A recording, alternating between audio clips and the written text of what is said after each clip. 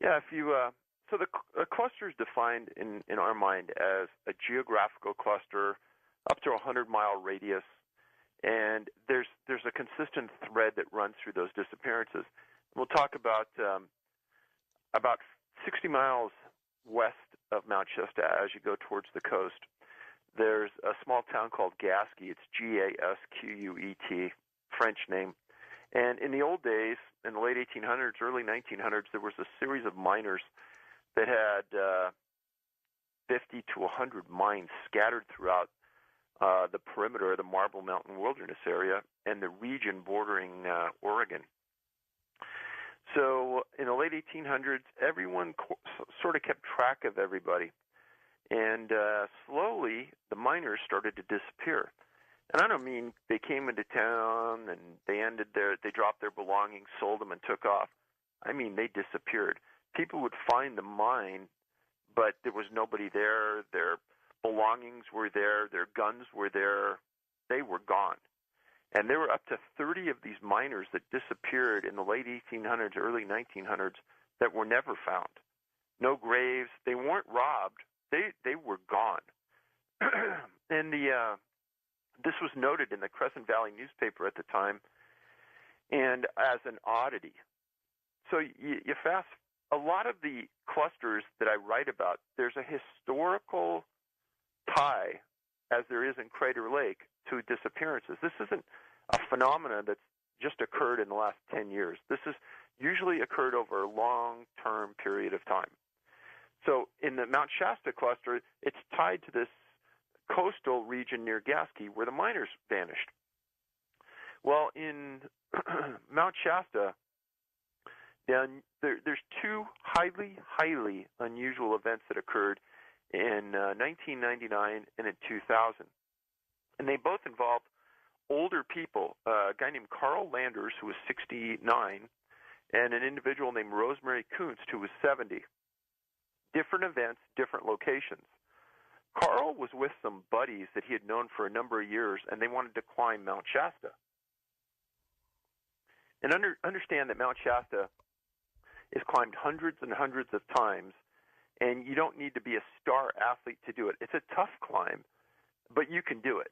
And Carl was with some friends, and one of them was a retired airline pilot who flew in the Air Force and was a really well-rounded person, and another individual who ran an import business out of San Francisco. So they left. They started to climb the mountain, and they stopped in an area where everyone stops before they make the final ascent, and it's in an area of a small lake. Well, that night, they didn't quite make the lake. They set up their little tent in a little cove up against the mountain near some boulders. And they spent the night there sleeping away, and it got a little windy. And Carl wasn't feeling 100%. He had some diarrhea that they thought might be due to the altitude pills that he was taking for acclimating to the conditions. But he left the tent a couple of times for diarrhea. He came back, and early in the morning, he said he didn't feel good, but he could still make it. So even though these guys are older, they were pretty good athletes. Carl used to run every day, and he was a good athlete, although he hadn't made this climb before. Others with him had. So early in the morning, they're picking up the tent, and two of the guys who were picking up the tent told Carl, hey, go around the turn, go 800 feet, and you're going to hit the lake, wait there, and we'll be right there. And if you understand the area, there's one very, very defined trail that runs along the side of Shasta that goes straight to the lake. There is nothing else you can do. There are no other choices. It is very evident where you're going, etc. Carl says, okay. The guys, 15, 20 minutes later, get the tent done. They take off. They head around the corner and go to the lake. They get to the lake, and there's a ranger assigned there because there's so many people that camp at this lake at night before they ascend. And he kind of keeps track of everybody. And they stopped at the ranger, and they said, hey, did you see this guy? And he says, no. They say, you sure? Well, there's only one guy that took off, and they saw this guy up the hill, and they knew that wasn't Carl. So they walked back and forth 3 or 4 times, and then one of them decided to go up the mountain a little further. Make a long story short, they finally give up, And, by the way, Carl had left his supplies, along with a lot of other guys left their supplies with that tent in that area. So they went back, and all the tents and sleeping supplies were still at that area where they had left it. And so they decided, well, they better get some help. And so they called Shasta County Search and Rescue. They called California Search and Rescue. And a very grisly guy named Grizz Adams was running the search operations. He'd been doing this for 30 years. I spoke to Grizz about this personally. I met with him. And again, it's one of those times he goes, Dave, how did you ever hear about this story? This 35 plus years, I've never had this happen to me. He says, we were all over that mountain. He goes, Carl was not on the mountain, Dave. We brought canines in. They didn't pick him up. We flew it. We dropped guys at the summit, 14,000 plus feet. They came down all sides. They couldn't find him. They talked to people who were on the mountain. They didn't see him. They said, Dave, there's snow around the path where he was, and nobody went outside the path. I said, what happened to him, Grizz? He says, Dave, it's $1 million question. He either went up or he went in, but he's not on it. And Carl Landers, to this day, has never been found. They never found a piece of his. He was carrying climbing equipment, boots, an axe, all the things that a climber would have who would go up Shasta. None of that stuff was ever found. His car was still at the bottom. It's one of the greatest whodunits ever anywhere in that area. The other one involves a woman named Rosemary Kunst. Disappeared August 18th in 2000. She was 70 years old. Rosemary went through a pretty tough portion of her life. Her and her husband, a few years before that, were in an accident, and the husband died in the accident. She was looking for some type of spiritual retreat and getting into the mountains, and she found a Native American organization that gave tours up to a lake in the Marble Mountain Wilderness called Spirit Lake. Spirit Lake is a very gorgeous setting. Sits somewhat in a bowl area with a lot of trees on one end, no trees at the other end. Almost looks like, again, a little small volcano. And she went up there with a handful of other people and a Native American chief. And they went up there for, I forgot if it was 3 or 4 days. But during the time, the Native Americans would bring everyone to the altar at night, and they would sing spirit dances.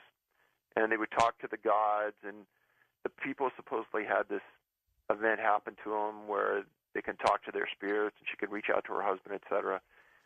And the next day, after this event, the chief said that he was going to take a group over to another lake short distance away, and Rosemary said that she was going to stay behind.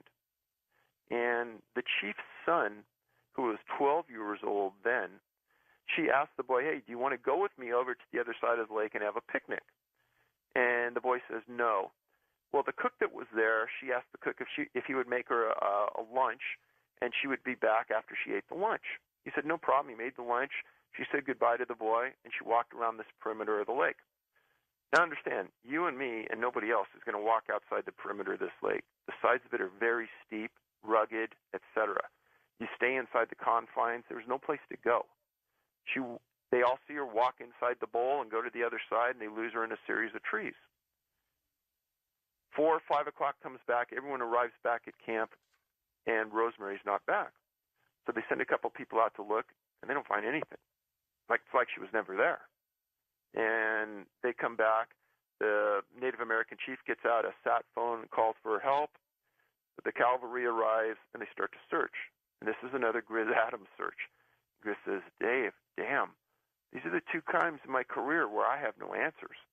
And he said, this woman, we talked to the family, she was mentally in great health. And this is a point that everyone should remember. She asked the boy to go with her to have the picnic, so you know that she was not suicidal. Even if she was suicidal, there's no place to go. If she drowned, they would have found her in the lake. She wasn't in the lake. She couldn't have gotten outside the confines, and even if she did, they would have found her because there's nothing but huge boulders on the other side. There's one outlet where the lake dumps into this small little ravine that's extremely steep going down the other side. And Grizz said they had guys in mountain gear going down, looking inside boulders on this cliff. Dogs never reacted to anything. They couldn't find her. They never did find her. It's another one of those cases where there's nothing. You've had great success in developing good, trusting relationships with Native Americans, the Hoopa tribe that you investigated, Bigfoot sightings and things of that sort. I'm curious, and you just mentioned one particular Native American chief. Were you able to talk to them about the general premise? Is there anybody who gave you any insight into what the heck is going on? Do they have a take on it? Well, that's a great question, and I'm the chief that was running the event where the lady disappeared at Spirit Lake, Rosemary. He was equally perplexed, but he did say that he thought that Rosemary wanted to go back. And he said that there was a point where he was at the lake and two eagles flew over together, and to him that indicated that she was back with her husband. And I said, well, where do you think she went? And he said, I think she went to a place called Devil's Back Mountain, which brings up another point that I talk about in both books. There's a lot of there are several times where people disappear in an area where it has a strange name. And for anyone who knows a lot about the mountains or mapping, locations on maps get names for a reason. And, if it's Mill Creek, there's probably a mill on that creek at one time. If it was Frank's Pass Creek, well, Frank Pass may have lived on that creek 100 years ago. Well, there's a couple times in this book, well, many times, where Devil's Valley, Devil's Mountain, Devil's Nest, these are the places where people are disappearing. And I say in the book, the reason it has that name is for a reason. And I don't understand the reason most of the time, but I do know that these names come up way too frequently. And when the chief said that Rosemary disappeared and probably went to Devil's Back Ridge, I'm thinking, wow, is that coincidental?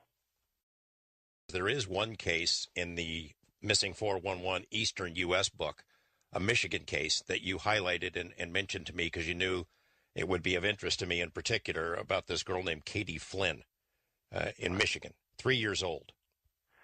That case is one of the most, how would you describe it?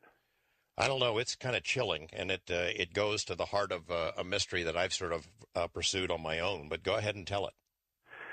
So in 1868, in northern Michigan, near a city called Walhalla, her dad, a guy named Henry Flynn, ran a lumber camp. And his daughter was 3 years old, could just walk, and couldn't walk too well. But she would, up this hill, the dad would get trees and do the milling, etc. And then the horses would drag the cart with the lumber down to the bottom of the hill, and Katie would get off, and then she'd run back to the top of the hill for another ride down. And I don't know how many times a day she did this, but she did it a lot.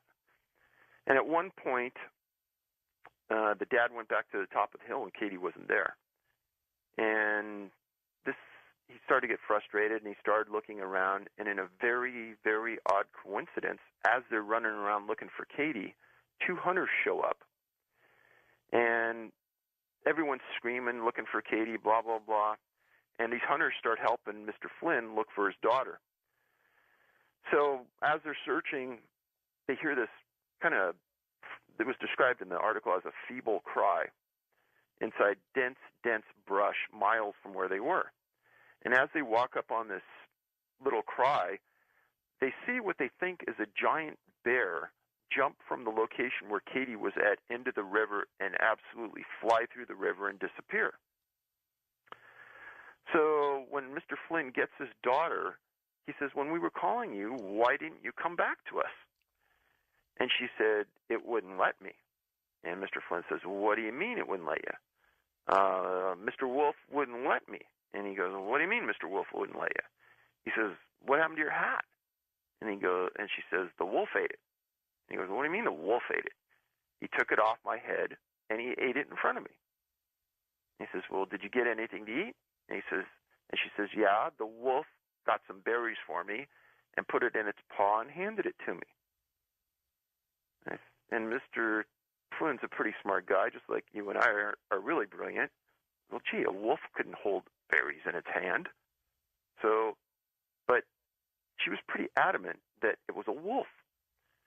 And this goes on, and there's there's a couple different stories over the years that don't wander too far from what was told, but in general, the story is pretty convincing that the way Katie described it probably happened pretty similar to that. Miners vanished. Well, in Mount Shasta, there's two highly unusual events that occurred in 1999 and in 2000. And they both involved older people, a guy named Carl Landers, who was 69, and an individual named Rosemary Kunst, who was 70. Different events, different locations. Carl was with some buddies that he had known in Valley newspaper at the time, and as an oddity. So you fast, a lot of the clusters that I write about, there's a historical tie, as there is in Crater Lake, to disappearances. This isn't a phenomenon that's just occurred in the last 10 years. This has usually occurred over a long-term period of time. So in the Mount Shasta cluster, it's tied to this coastal region near Gasky, where the money. Yeah, if you so the cluster is defined in our mind as a geographical cluster up to a 100-mile radius, and there's a consistent thread that runs through those disappearances. We'll talk about 60 miles west of Mount Shasta as you go towards the coast. There's a small town called Gasky. It's Gasquet, French name, and they dropped their belongings, sold them, and took off. I mean, they disappeared. People would find the mine, but there was nobody there. Their belongings were there. Their guns were there. They were gone. And there were up to 30 of these miners that disappeared in the late 1800s, early 1900s that were never found. No graves. They weren't robbed. They were gone. And this was noted in the crime. And in the old days, in the late 1800s, early 1900s, there was a series of miners that had 50 to 100 mines scattered throughout the perimeter of the Marble Mountain Wilderness area and the region bordering Oregon. So in the late 1800s, everyone sort of kept track of everybody. And slowly, the miners started to disappear. And I don't mean they came into town